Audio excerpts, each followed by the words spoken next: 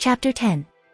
The major trade port of Venta Belgarum was one of the few cities in the British Isles that hadn't perceived the damaging effects that the retreat of Roman influence had caused across the countries. Its economy still running strong thanks to the various ties to the French mainland mixed between the small Roman strongholds in Normandy and the Franks ruling the region of Holland, thanks to the fact that the trade routes in the English Channel had been spared by the raids committed by the Saxon invaders. The place was flourishing with life and urban development, something that would have surely been halted if the invaders had managed to conquer Londinium and reach the southern port. But now that this threat was vanquished for good, especially with the last few news coming from the border war between the Picts and the German tribes, I was sure as heck not going to waste the opportunity of endearing the governor of the city to sworn loyalty to my legitimate claim to the Isles. The city had been the one that had been picked for the Convention of Kings. Or so it was nicknamed by those workers that had been assigned in the streets to promote the important event. It was monumental, the possibility of drawing peace out of the war-torn lands of England. While the general unpleasantness of the conflicts crippling the mainland hadn't reached the quiet south, the people in Venta Belgarum were endeared by the chance of finally being brought back into something powerful like it had been the Roman Empire. There was a degree of stability that nothing else but being part of a large conglomerate of territories could bring to people's mind. The idea of a mighty leader ruling diligently, efficiently and, most of all, for the greater good of the nation. Which is why absolutism was the best way to go for the time being until things were somewhat happier in this sad lands of death and unfairness. Still, I wasn't fretting myself by pushing the current governor to actually get interested in such an offer. The man that ruled the trade port was one of the rare few Romans that had actually refused to abandon the Isles, but he was also one of the oldest member of the Latin bureaucratic system. Quintus Peltragius Natalinus was born in Rome a few years earlier than the sack of 410. His family had been affiliated to some of the waning aristocracy born from those that were part of the Senate. A governor that was meant to keep control of Britannia Prima, the first Roman colony in England, but failed to do so when the legions garrisoning the region were forced to leave to assist the other troops by the Rhine and down in Italy. He was within the entourage welcoming my group within the city when we arrived at the city just a day before the established day of the convention. He appeared to be an old man that looked pretty close to kick the bucket, but one that still sported dignity and pride in his upbringing. I had expected him to be irked by my own presence, as Londinium was recognized as part of his own territory. Yet he was rather polite, and incredibly kind over the party welcoming us within the streets of the city. Big crowds stared at my small cast of individuals that had been selected for the task and the guards that were following us. It's kind of difficult to truly understand the psyche of the public in this specific time period, but I knew that there was just a strange awe in seeing important characters guarded by knights in shining armors. So I just didn't waste too much thought about it and merely focused on the situation at hand. We were provided with rooms by the living quarters, away from those occupied by the group led by King Arthur, as to avoid any unpleasant conflicts before the negotiations planned to happen for the next morning. Once our stuff had been properly put by our respective rooms, we were offered a larger room to use to share some discussions over what was going to be a troublesome round of negotiations. It's concerning that Quintus decided to keep quiet about the claimant's identity, Altuos commented quietly.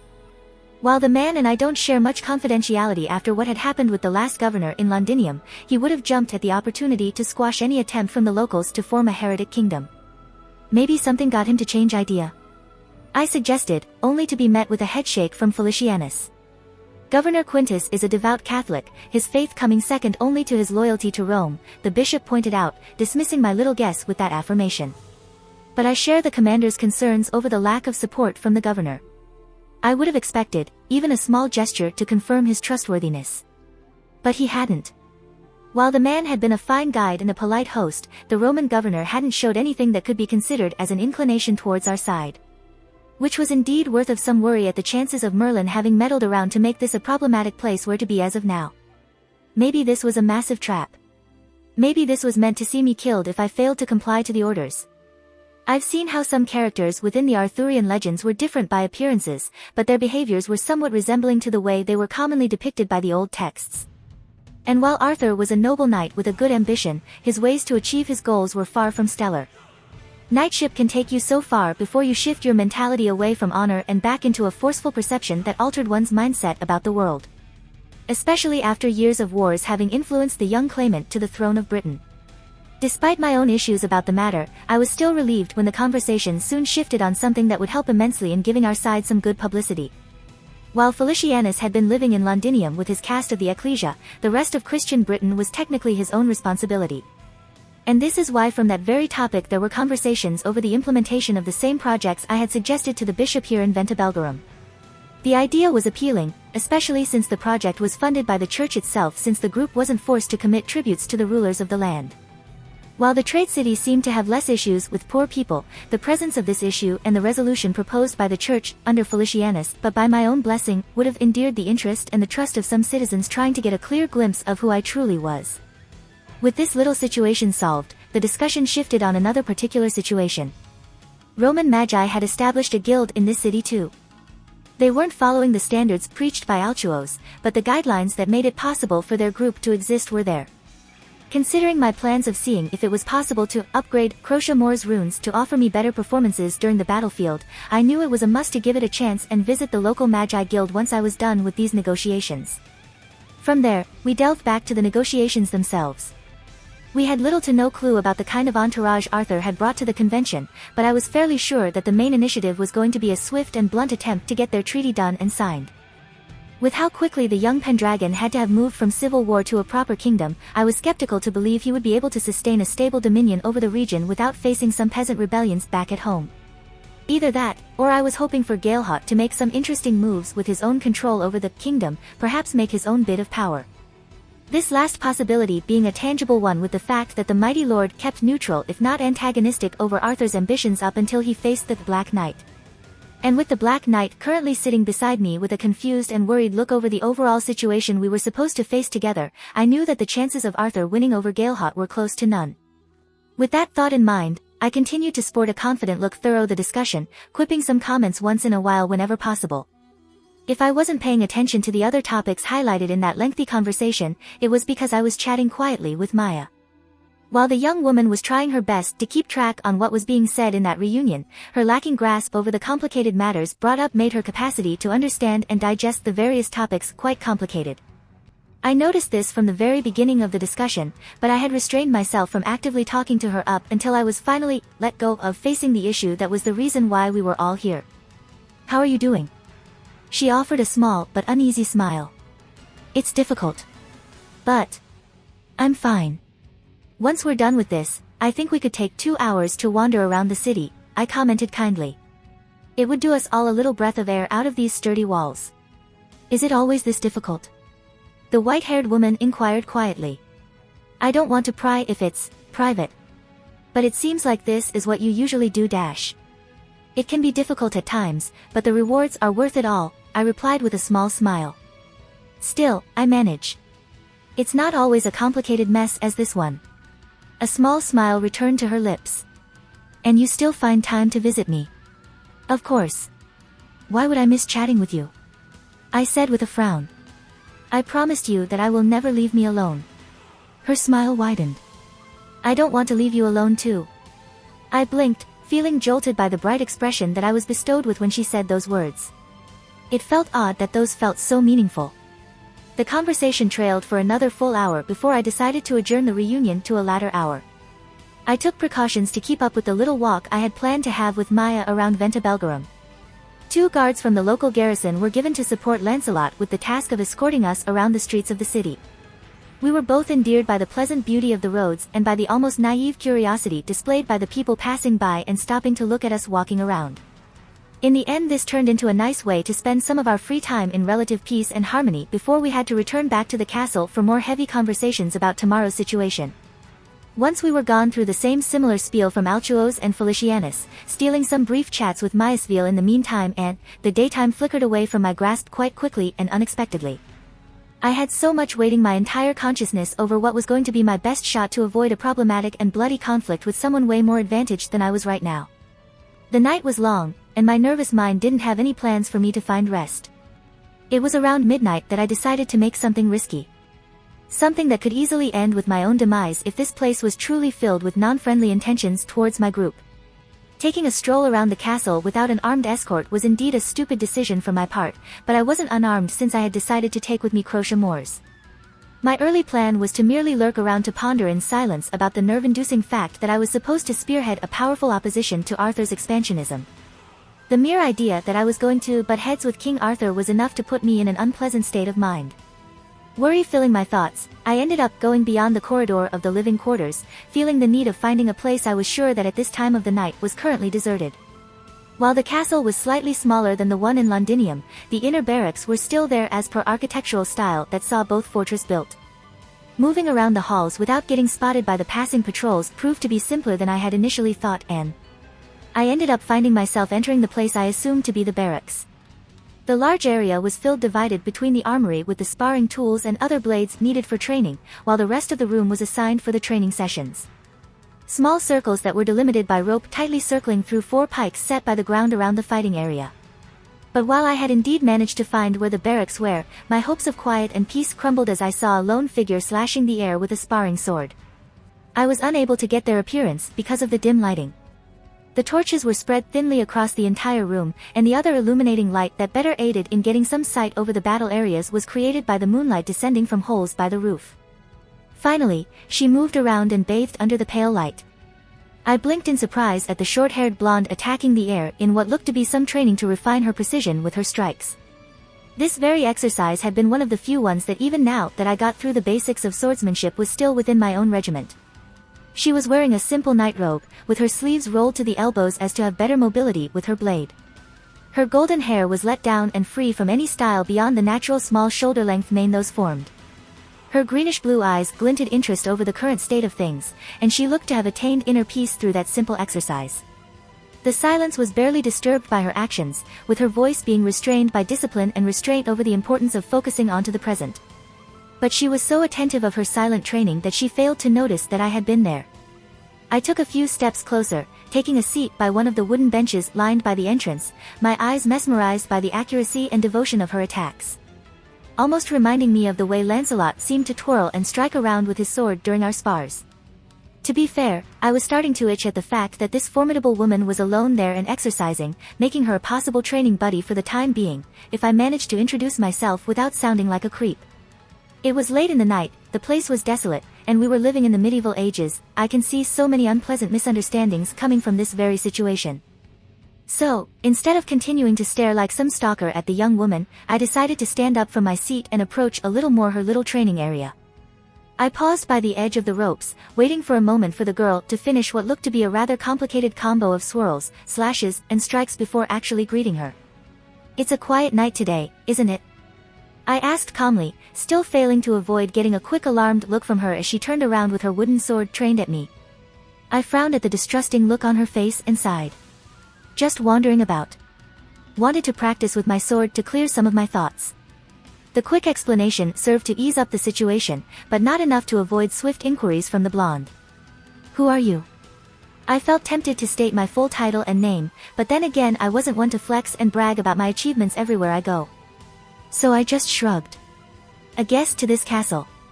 What about you, young lady?" She looked surprised by the lack of formality within my tone and at the counter-question I had proposed to her. The girl shuffled nervously, keeping quiet as she thought about this. I'm a guest too." "Oh. I guess that would make sense that she's the daughter of some noble." She looked fairly young, I would say in her late teen years. Just before I had the chance of pressing on, the swordswoman decided to continue to speak. "And why would you need to be there to clear your thoughts?" There was a pause. Her hold over the sword was now aimed elsewhere than me, but her tension was still there to make it clear she wasn't trusting my current reasoning just yet. What an interesting situation. And what an adorable blonde I had to deal with. "Same thing you're doing here." "Like I've said, I just want to be alone and train a little bit," I answered swiftly, once more surprising the young woman on the spot. "But since you're here, I guess it would be asking too much to spar. I don't wish to sound too much disrespectful and straightforward, which is why I will leave you to your own businesses and I will train away from Dash." "Wait," she muttered in a mix of confusion and surprise. "I mean, I wouldn't mind to spar with someone right now. You're also correct to say that it would be odd if you offered now and like this." I blinked. "But?" The woman sighed. "But I really need to vent on a live target," she admitted without hesitation, drawing a skeptical frown from me. "And don't give me that look. I can tell that you wanted something like that too." To be fair, she wasn't wrong in thinking like that. I really needed something a little more difficult to face as to distract me from my own worries. A live target would do that and much more. I managed a nod, before leaving my sword by the closest pike and walking up to fetch myself a training blade to challenge the blonde. She had took her stance, holding her sword with both hands and preparing to rush me, but I wasn't done yet with the talking. In fact, I really felt interested now about this curious sparring buddy. How about we make a bet? I suggested calmly, making her stare at me with a mix of confusion and minor irritation at getting distracted by my words. I win, you tell me your name. You win, I tell you mine. Sounds rather unfair. The blonde commented with a nod. For yourself. I narrowed my eyes at that, feeling aggravated that this girl was trying to throw sass at me. And I wasn't going to take that without some retaliation. Then you will find no issue in accepting this, correct? A small smirk appeared on her face.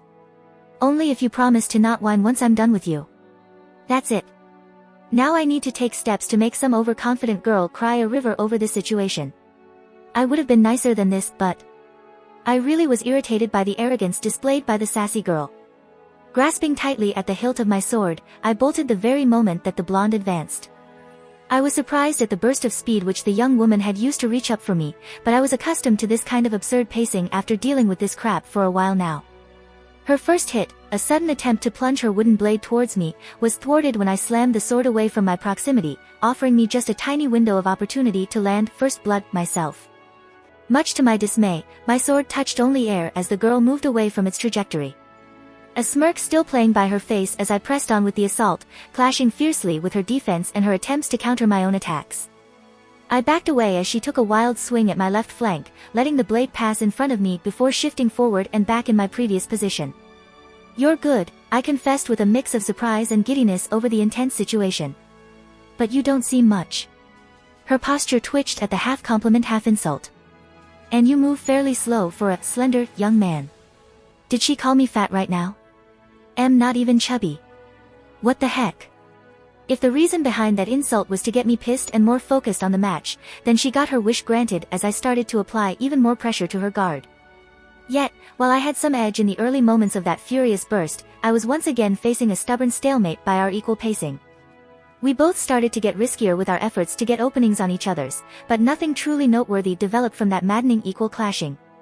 I could feel her getting angrier the more I persisted against her, with the small lock of hair twirling atop her head dignifying the annoyance slowly replacing her patient self. More power was pumped into my arms, my legs straining further as I tried to outmaneuver the girl, only to be matched shortly after by her own crescendo. It was infuriating how we were holding well against one another. But just as I mustered up another strong push to throw back the umpteenth attempt from the girl, I felt the wood clashing starting to creak louder than before. I didn't pay much attention to the odd noise, but then as the clash persisted through that single situation, the entire structure of our swords cracked under the pressure. The bladed part literally came off in a small release of tiny splinters flying everywhere around. I felt my eyes widening in utter surprise at it, with my sparring partner stopping at the same time as I did to look at her former training blade. Why you, how is this possible? I stared at my own broken sword with a confused look. Shock swelled at the sight, but it was confusion that took the lead as I realized something much more important than the odd aftermath of this spar. Who won? The girl blinked in surprise at my sudden query, staring silently at me as her now wide-open eyes tried to make sense either about my question or how my priorities were truly sorted inside my head. Still, she blinked again and nodded. I think that was a draw, the blonde admitted, her tone still filled with quiet surprise at the development. Which means we need to tell each other's about our names, I concluded for her, drawing a nod from the young woman. She gave me a long stare, but didn't say anything. Isn't there a rule about girls going first? I'm shy, the young woman commented with a blank tone, making me narrow my eyes at her as a smug look appeared shortly after on her face. And also a sassy, shy, but adorable girl. Yes, I rebuked with an impassive tone, making her blush at the little compliment I had left for her to hear. But sure. My name is Joe. Oh God, I just realized that I could technically meme her, but that wouldn't be received well considering time and space. Curse you, lack of the internet. Your name is Joe. Yep. That's quite short. Maybe I'm trying to balance something far bigger than that. Who knows? What about your name? It's your turn now, shy girl. Huffing at the new nickname, she crossed her arms close to her chest. You may call me Ria. I stared at Ria quietly and in a contemplative state. I was fairly sure that name wasn't a thing just yet, especially here in medieval England. Could it be that she had perceived the fact I had used a fake name? Probably, or maybe she was just as careful as I was about giving out her real name. Well, nice to meet you, Ria. Likewise, she rebuked softly. And you were a good sparring partner. You seem to have quite the experience with the blade. I nodded slowly. To be honest, I've started to train with a sword a little less than a month ago. I saw her skip a couple of steps to approach me. What? You've to be lying. I'm not, I commented sheepishly. But there is also the fact that I got trained to the bone to get to this level. Still, that was a formidable match. It's been a while since. I've been testing my own against someone else, she admitted. Anne.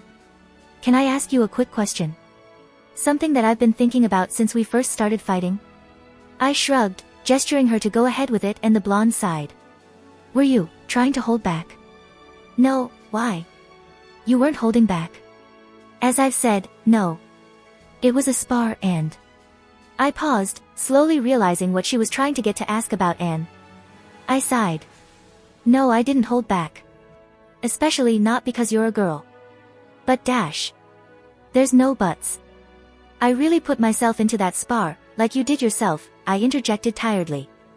And with this resolved. I think I will go back to sleep. Ria looked slightly irked by this final comment, but just as she prepared to rebuke that, she proceeded to let out a quick yawn, making me yawn too. Her face reddened up again, and instead of commenting about the situation, she merely settled with a nod and a quick good night. I was incredibly tired, ready to get myself some sleep, and the warm sheets and pillows welcomed me just fine back in that nice bed. I slowly drifted away into unconsciousness, incredibly unaware that things tomorrow were indeed going to become rather awkward. If only I had known that my newest friend was actually going to become, also, my newest rival. If you want to support me, check out my Patreon at https://www.patreon.com/Kaishin. I tend to polls that decide important plot stuff in my Patreon. Many thanks to my awesome patrons. Nicholas Berenger, Ben Phillips, Yamatancho, Taco TSK, Yuki.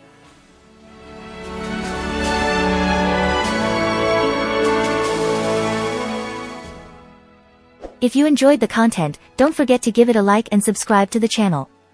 I'll be here until next time.